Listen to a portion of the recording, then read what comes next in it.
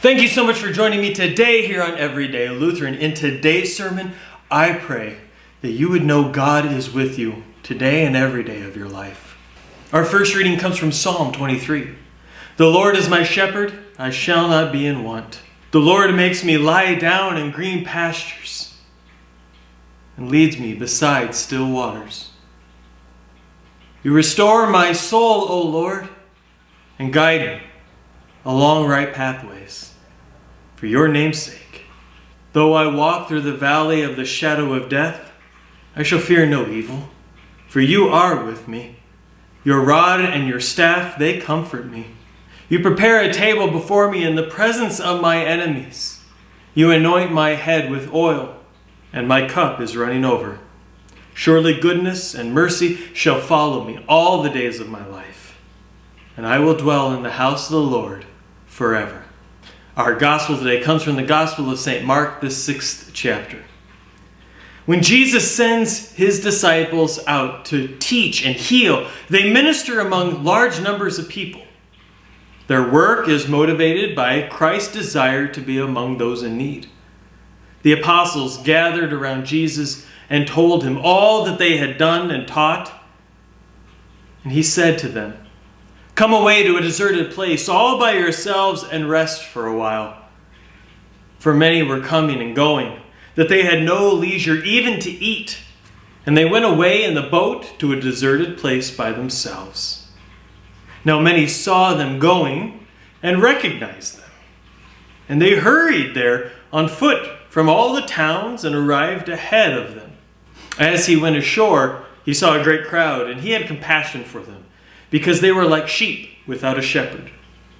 And he began to teach them many things. When they had crossed over, they came to a land at Gennesaret and moored the boat.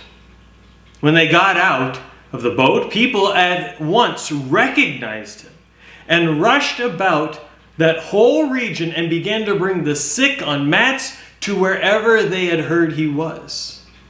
And wherever he went, into villages or cities or farms, they laid the sick in the marketplaces and begged him that they might touch even the fringes of his cloak.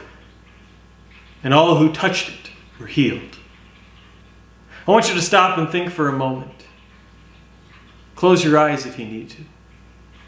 What it would be like to be on the beach, to sit in that cool breeze, to hear the rushing waves hit against the ground, to not have any worries. No watch, no phone, just simple calm and being in God's creation. Now open your eyes. Today within our gospel, Jesus and the disciples are going from one place to the next, and while they are there, they are so busy that they barely have time to eat a meal, rest, or really take care of themselves. There are people all around them that they are wanting more and more of their time, their energy, and above all, that their life may be made better. Can any of you relate to this? Do any of you have a schedule that is so full that you do not have time to eat, rest, or even take care of yourself?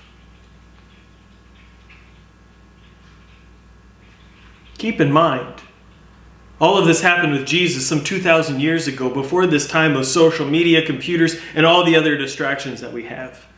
Yet even in the advent of all of these technological advancements, with all of the lessons that we have had from those who have gone before us, and yes, even the years that we have been here on this earth, we often fall into the same faults, problems, and struggles that others have had before us.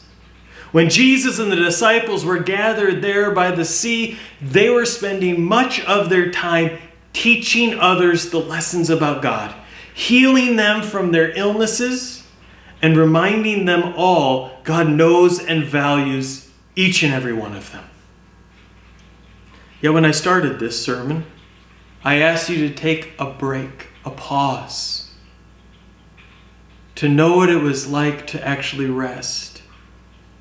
Many of us do not know what that is like. It becomes a moment in which we are longing for something that we hope that one day possibly we would have that actual experience. Yet we do not take the time or make the time to truly have time to breathe, time to live, and to hear God. This is something that so much of what it is we need and are longing for, Jesus actually brings to us.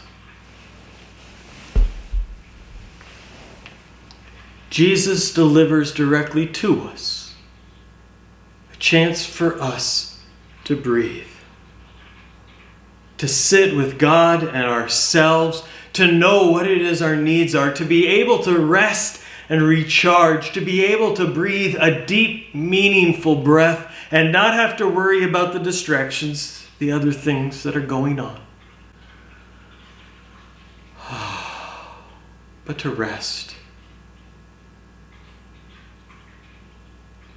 To understand what God is calling us to be and to do.